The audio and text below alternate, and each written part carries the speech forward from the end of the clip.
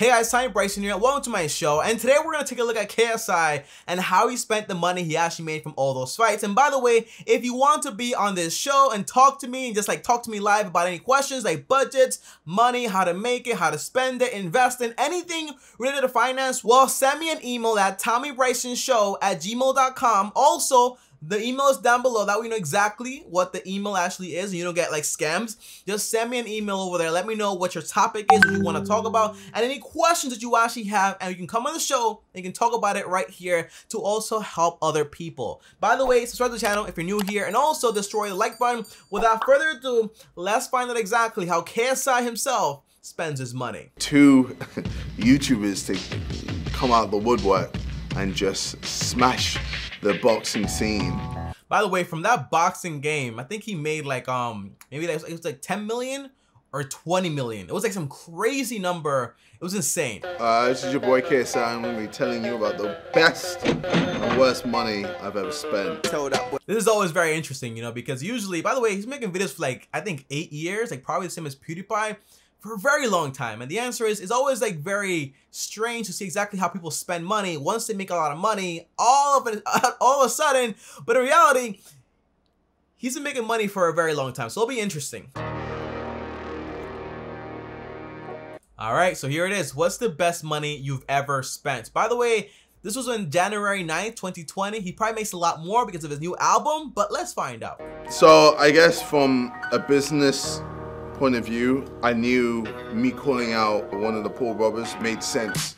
I mean, obviously I wanted Jake first, so I could beat Jake in England and then fight Logan in America. But it's crazy how like all this stuff was like calculated from the very start, you know. That's what you do, you know. When you're playing chess, not checkers, what you want to do is, okay, who's the top guy? How do I get his attention? And how do I get like his fans? And also like all the things he has to combine with mine also. It's a it was strategy. It was strategic. But Jake Paul, obviously, the pussy, didn't come anywhere near me. And Logan was, you know, man enough to say yes, so. I remember all of this like fight and all this beefing. Do I think it was like that serious? Probably not. Nah, like probably not, you know. Like it's like maybe like some form of like, hey, I don't like you, but to this point, like probably not. For Logan in Manchester, draw, and then beat him in his home country.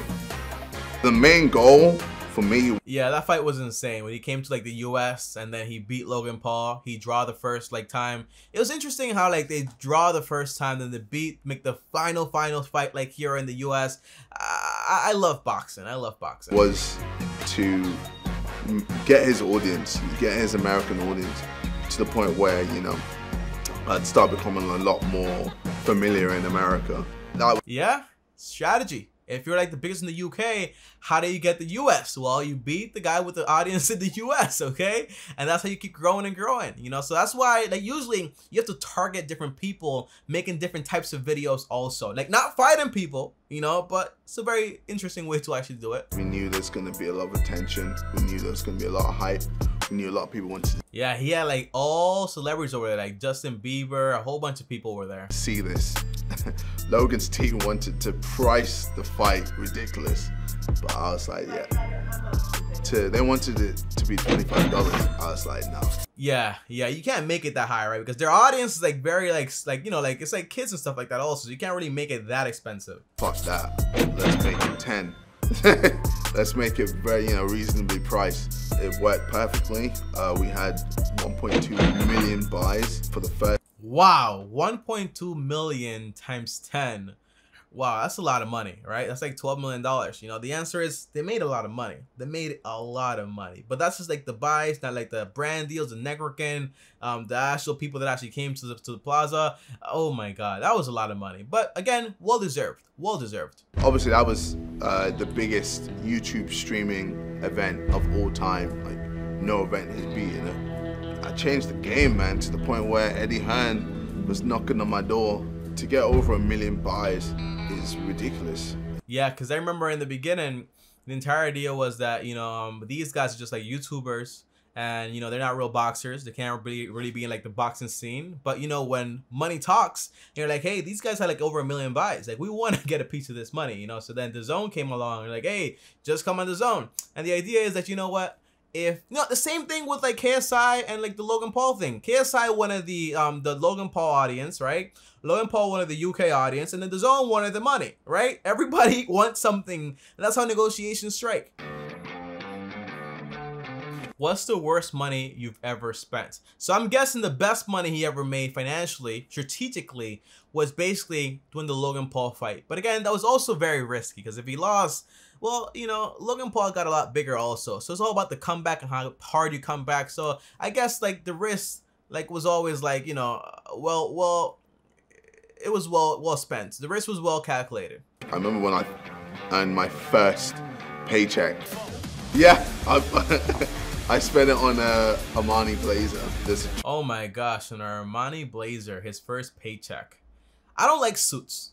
I don't like suits, I just don't like suits. But again, interesting. Let's find out more. Track called Game Over by Tinchy Strider. Geeks was wearing this Armani blazer, and I thought it was so sick. And I was like, I have to get the Armani blazer. The most extravagant. It's insane how like, when you're like a kid, like, whatever, like the people you actually look up to, that's what you actually want. For example, like I wanted all the Jordans because all the rappers I used to look up to, basically, they had all this stuff. And then I grew up, I was like, okay, so all this stuff is just like liabilities. And I looked up Warren Buffett and Bill Gates and all the millionaires out there. I was like, okay, so these people don't care about this stuff. So now I look up to more like passive income stream, investments, portfolios, like that stuff. That's like, it's just a lot like the more you actually grow into things. It's just like from like image standpoint of view, how you look to like, okay, so what exactly does this person do and how can I actually get there? Extravagant thing that I bought has got to be my Beerus chain. Obviously, this team is mad.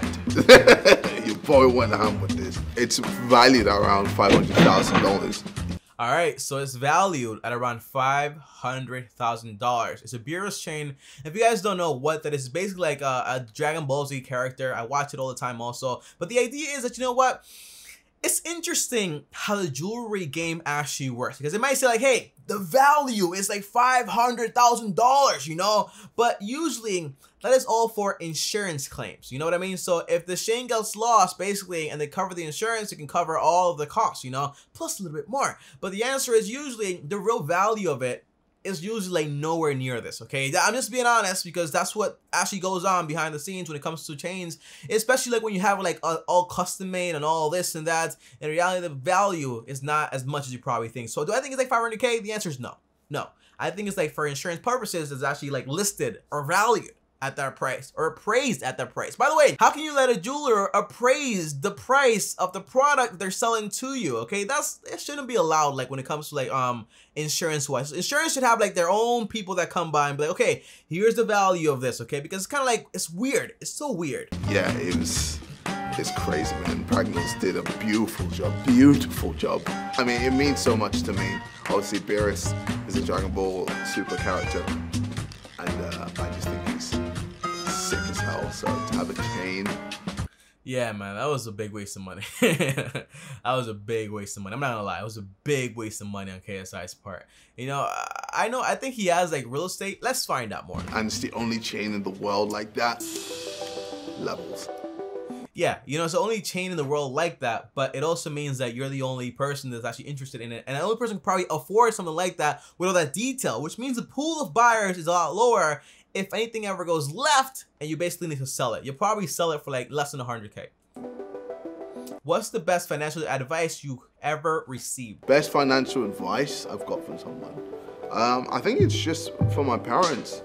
Just, invest in property. Invest in property. Property is very important.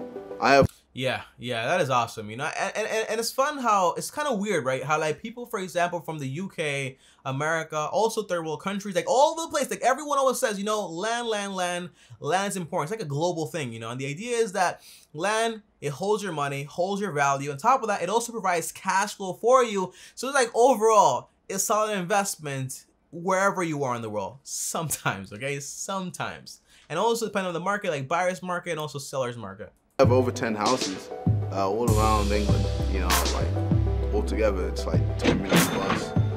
Wow, so he has over 10 houses, altogether over $10 million plus. I'm guessing he's renting all of them, and they're all in very nice places, because basically they're all worth like over $1 million. In reality, that's very, very expensive, right? And I just rent them all mortgage free. literally, yeah, just because I know like how valuable those Okay, so right there he said basically he also has mortgage free, basically meaning that he put all that money down. Usually I would advise against it, right? Because basically all your money is there, it is growing, you're also getting cash flow. Yes, you can basically go out there, buy more properties with all that money and basically build up even more cash flow. But in his case, probably thinking like, hey, I just want to buy this property, be over with it, just own it, get some cash flow and call it a day. By the way, 10 houses, let's say he makes like $5,000 from each of them. Well, probably like even more, right? Maybe like, I don't know, maybe like $5,000 from each of them. 5 times 10, that's like $50K just in real estate or rental property, or for example, cash flow every single month by doing nothing, just holding. So basically, solid investment, solid investment. Would I still buy the chain? The answer is no, okay? No, I still don't agree with the chain. I can definitely rent happiness. Oh, he said basically, you know, you can't buy happiness, but you can rent happiness. There's another quote on this, okay? And the quote is, you know, money doesn't make you happy, but lets you be miserable in comfort. And it's very true. You know, you'd rather be sad in a Lamborghini or sad in the floor, you know, not in a Toyota, but it doesn't matter. But the idea is, I like this video. I think KSI is a pretty cool guy, and I think everyone in this case, you know, also like the Beerus thing is also part of his persona, and he probably, most likely, he put it in a video also, so he probably got a tax deduction from it also, okay? So it's a lot of ways to do all this stuff to basically get it for free in this case. Also, I think England's taxes, Europe's taxes are like crazy, like they're super high. So the idea is, if you actually manage to actually get it from taxes and actually pay for it, I'm happy about it, okay? But guys, overall, comment down below and let me know, what do you think about KSI? Also, let me know what you want me to react to next. And also, email me at TommyBrysonShow to come on the show with me and have a conversation about your finances or whatever questions you actually have to talk about. Again, the email is down below. On top of that, also, destroy the like button, subscribe to the channel, and hit the bell so you're notified every time I post a video. On top of that, follow me on Instagram, Bryson. And before I go, if you want to watch another video, okay, on how David Dobrik spends his money, well, here's that video right here. I'll see you guys tomorrow. Thanks for watching, and as always, peace.